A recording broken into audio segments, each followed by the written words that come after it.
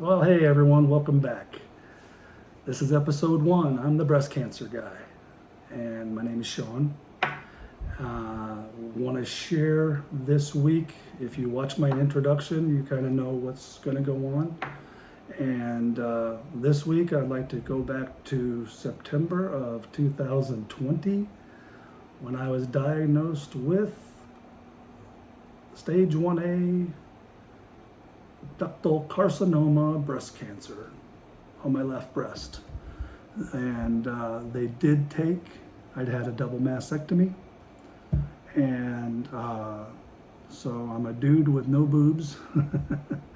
And I can laugh because I interject humor in a lot of what I do in my personal life. I had a business life that I had to put my 8th grade or junior high personality, sense of humor on the shelf, and be serious by day. But I'm really a joking kind of person. I love to have fun. I like to cut up. I love to. I just love to enjoy life. I love banter. I love making fun of myself.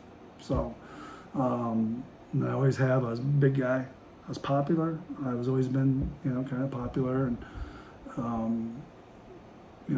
just, but never wanted the spotlight on me. I want to deflect that to other people and let them, get the glory or share in the spotlight.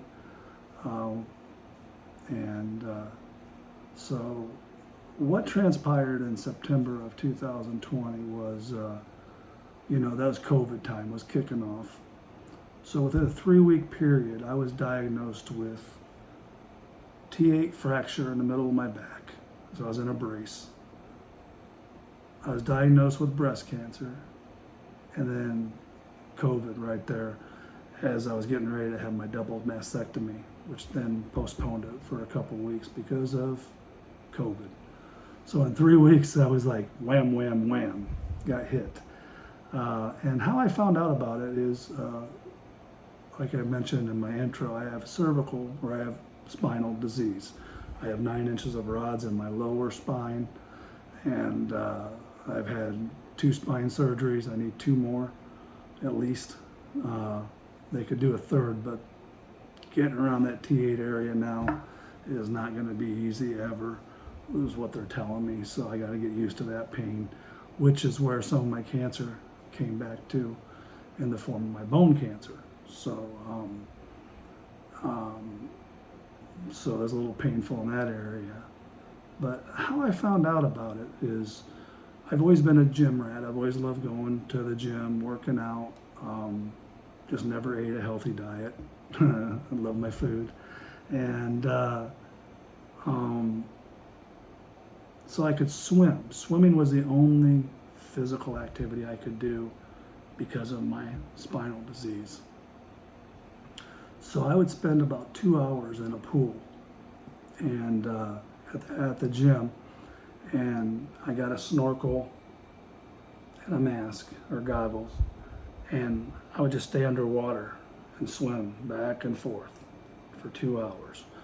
And that, I worked my way up 2 hours, of course, and it wasn't Michael Phelps speed or whoever the world record holder is now. It was slow, but it was therapeutic, back and forth, back and forth. Well, what I would do is I would check my lats for strength, and once I felt the muscles at a certain tone, I guess, definition, I would stop. And usually it was about 2 hours what I worked it up to. And this particular time I was feeling, I went, and I kind of followed the tenderness up. And it was like, uh-oh, this is a new one. So I got out of the pool, got my shower. On the way home, I called the doctor, told her I felt a lump. My doctor knew breast cancer runs in our family. She got me in within a day or so. Whereas I visited her, she felt it.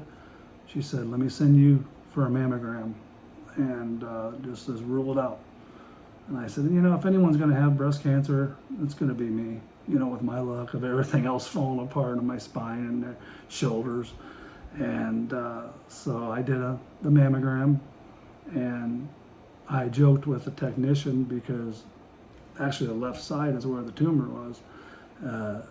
And that was the first one she clamped in there. And my man boobs weren't huge. I mean, it was hard to fit them in. And, but we got them in. And when I got done, I smarted off. I said, well, that wasn't too bad. I don't know why women complain all the time. I guess men are tougher than women. Once again, my mouth. And she goes, we have different muscles, or you guys have more muscles, blah, blah, blah, blah, which we all know.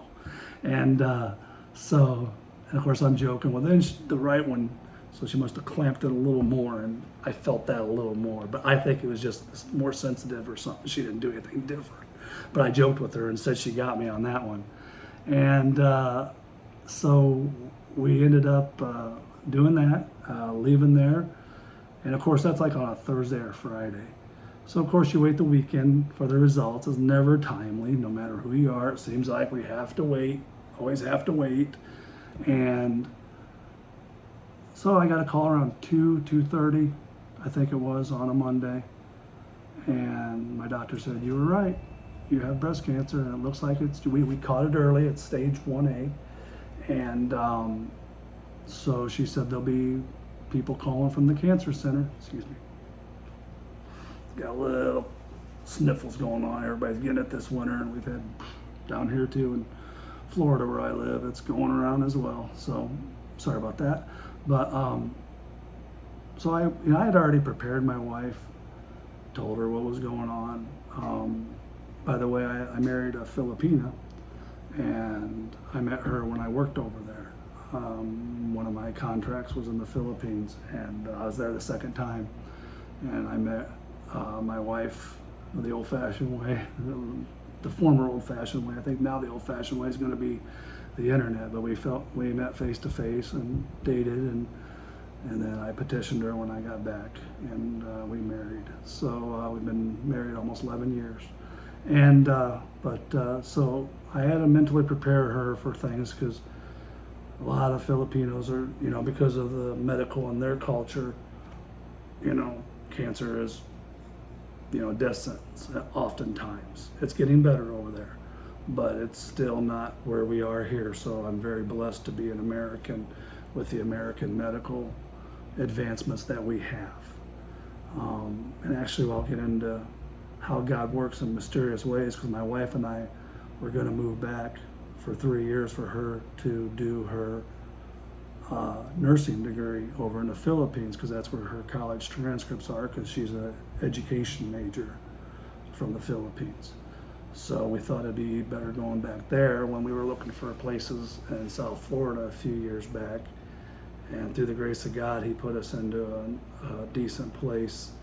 And because if not, we would have moved back to Philippines, and I probably wouldn't have got my twice a year oncology checkups, which means when we found out last year that my breast cancer metastasized to my bones, I probably would have found out about it, would have treated it, and quite possibly probably wouldn't be sitting here talking to you right now. So we were obedient and listened to God, and it all worked out. But back to on that Monday, so I got off the phone, told my wife, which I had already told her I felt it was going to be breast cancer positive. And so I said, hey, hon, I do have breast cancer, and this is what's going to happen.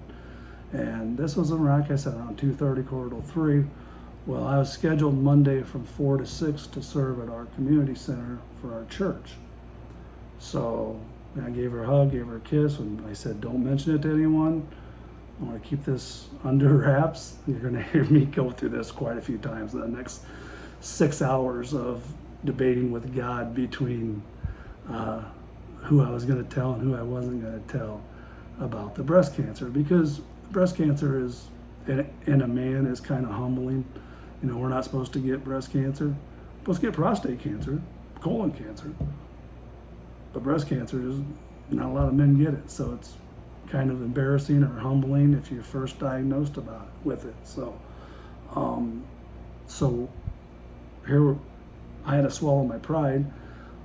So I'm driving up about 20 minutes to my community center to do my volunteering, and that was 4 to 6, and then so I did did that, didn't mention it to anyone, did my normal, left there, and at 6:30 on Mondays I had my men's group with church, which is about 10-15 minute drive from where I was serving at the community center. So as I'm driving up to the, after my community center, as I'm driving up to the next meeting I was going to, my men's group meeting, I praying to God, as I was praying to God from home to the community center, that I wanted His, talk to me, Lord, give me the wisdom, give me the knowledge. What do you want me to do with this? But I don't want to tell anybody, God. So here I'm praying to God, asking Him the direction He wants me to go. But yet, like many of us do, I'm still wanting to hold that steering wheel of my life and my decisions, even though I wanted to rely on Him to take care of all this for me. See how we work? Satan jumps in there and works weird. So as I'm heading up to my men's group meeting, I'm praying to God, God, I just don't want to tell anyone. I want to talk to my sons first and let them know, and then my siblings and my family and immediate family only. And then I just want to keep it there. I don't want to tell anybody. I just want to go through this thing quickly. And with COVID, I could have, because we were all isolated for a while. So the excuse of me wanting to stay away from people while my immune system was down during my treatments went hand in hand with COVID. I could have hid this baby, right? No, God had other plans. So I'm driving up to our men's group meeting, and lo and behold, I walk in, here I'm hugging it up, talking to my buddies. We're talking, we sat down, and our men's group leader, Jeremy, said, after we opened in prayer, he said, I want to do something different this week. Everybody there was 10 of us. So he said, I think it was like, draw a name out of the hat. So I drew a guy named Chris, which just so happens we lost touch for 3 decades or 4 decades because he went to the Army, but he was good friends with my older brother, a couple years older than me. And I was good friends with his sister and his brother, younger brother. So we all kind of grew up for a long time in the same area, and then just all went off to our own. But so Chris knew about my family, and I knew about his. And so Jeremy had us do this, and he said, I want you guys to break out in twos and just pray and talk about stuff. I'm going, man, we've never done this before. Why are we doing this? I'm thinking this to myself. And here I got all this stirring up about cancer, and what am I going to do? How am I going to tell people? And I'm not telling anyone, God. I'm not telling anyone. In my mind, I'm praying that to Him. I'm not telling anyone. I'm not telling anyone. So we go into the other room, Chris and I do. And Chris was only a couple year believer, born again at that point in time. So he was fairly new, and I've been around Christianity for 40 some odd years, 40 years at that point. And so I should be better than what I was during that point in time. And but God worked it out, because as we're walking over, I'm telling God in my head, I'm telling God, isn't that stupid? Lord, I don't want to tell anybody. I'm not telling anybody. I'm not telling anybody. I'm not telling anybody. I sat down, Chris and I opened, I think we did a little prayer, and I said, all right, bro, I got to tell you something. I said, I don't want to tell you this, but God's tugging at me. And so I told him, I said, I was diagnosed with breast cancer earlier today. He started breaking down crying. So I'm consoling him. He's such a sweet guy. I say, hey, bro, I'm going to be okay. I'm going to be okay. And I'm trying to keep him calm, because other people of our men's group was like in different areas of the room. And so we ended up talking for 10 more minutes or so after he calmed down a little bit. And I said, but jerk move by me. And my friends, my close friends that give me banter, go, yeah, that's you. And I tell them, I say, don't tell anyone. I don't want anybody to know. I got to take care of some things. So I'll tell you when it's okay, but can you keep a lid on this? Isn't that stupid? That's a jerk move. So that was me. And well, as we walked back into the conference area where the meeting was taking place with the rest of the group, we sat down, and Jeremy said, so how did everything go with everyone? And I said, I have a question. I said, why did you have us break out? Me, I'm always trying to overanalyze sometimes. It's just what I do. It's not a good trait. I said, well, why did you do this? And we've never done that before. And he said, I don't know, God just put it on my heart. See how God connected the dots? God was not letting me get away with what Sean wanted to do. He wanted me to do what he wanted, and that's how I did it. So I basically spilled it to the group, and I said, well, I was diagnosed with breast cancer earlier today. And man, about half the group started crying, and made me humble, made me feel bad. But the message was sent because other guys there having medical problems, and a lot of them started looking at life differently after that. So once again, it's for God's purpose, not mine, not yours. So when we go through these things, we go through it sometimes for everyone else around us. And we don't understand. You know, I may not even understand when I take my last breath and go to heaven, because this whole body is going to be dead and gone. My spirit will be, my soul will be in heaven. So after that, I called my sons on the way home, told them, called my sister, called my brother, and then made a group Facebook message for my nephews and nieces and in-laws. And excuse me once again, I'm sorry. But and that's how I got it out. And then from that point, I announced it on Facebook, and that was how I found out about it. And I wanted to share that with you because there is an important testimony in there for everyone. You can't debate with God. He's gonna win, trust me. I've been twisted up, and I put him on the shelf and put him on the shelf in my life and try to do things my way. As a Christian, no one better. And then when I get done untangling my life because I made bad decisions, I bring God back in and say, I'm going to stop doing this. And that's why I'm here with you today. So once again, thank you. This is episode 1. We're wrapping it up. Once again, if you'll hit like and subscribe, and I guess there's a bell maybe that you can be notified, I greatly appreciate it. And share this video if you think it's going to help others. Next episode will be my treatment plans, how they went, how it made me feel. That may go into another week, so I can keep it fairly short, or maybe I'll do a week, episode 2, A and B, I don't know, we'll see. But once again, thank you, and give all the glory to God, because he's the one that's keeping me glued together here on earth. So I love you all, and remember, never give up. God is stronger and bigger than anything we ever go through in life. Lean on him. Thank you, everyone. I love you.